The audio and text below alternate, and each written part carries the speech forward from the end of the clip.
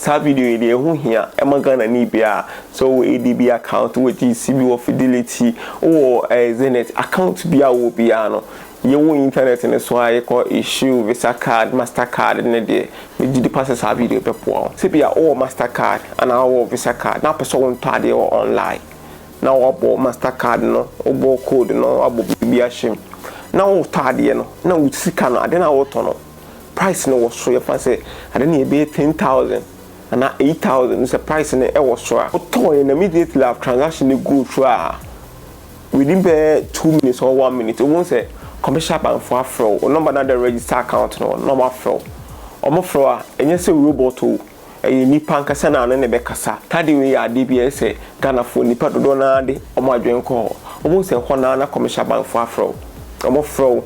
or pick a corner no more bisa or maybe say transaction be say course so eh wo na wo ye tanya wa minji ni se o betimi a refund o sika na ma bat do betimi aye pa ne se o metwa card nim kwa o metwa card nim ti card ni ye de enya aduma bi o metwa card nim se de nipa ni ntimi nyi su card mfanye de enya transaction bi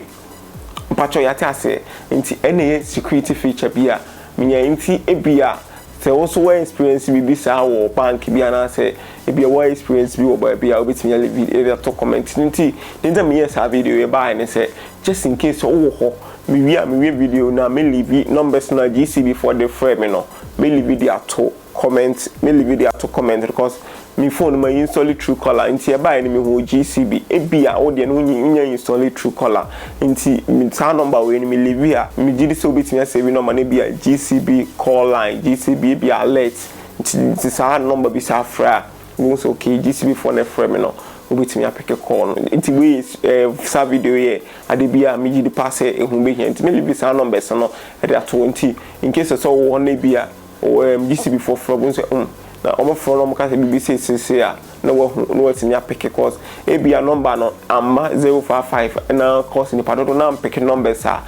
ni padodo na apeke numbers a utun se omo CV omo apeke numbers a omo CV nti mi jini se me de sa video wo hwe video na me de numbers na after wa na wo GCB account a GCB na ma try ADB me try other banks no me try na the same and so me leave at the to sa video we ask me video be me famra at the same time we use Fidelity and ADB other banks no now wo hu sa the same feature na obet me leave sa numbers no mo de for no at that video ya say na man for save nyini padodo na mo pick numbers a mo save ye patcho ya tia say nyini padodo na mo pick padodo na pick numbers o mo nya save ye but only video to a mo save ya me gidi say the baby to save ebi a obet me a pick your numbers na wo mo credit card no mo de atade bia o mo nya we o do so me send SMS abase bi say ska bi say atf account ebi a certain baby a wo no ebi a SMS na ntimi deliver antem adan say bia ada moment no cause nye de bia na SMS no timi say timi deliver at times timi delay kakra nti that time ni bia na ntimi deliver antem GCB before free we use different alternative verify you the passive sa video here dey wow follow take in chill Facebook YouTube higher subscribe channel no me the videos be brown me the videos are ehu here wo Ghana ha bia ho ya de bia onim ade na wo ye no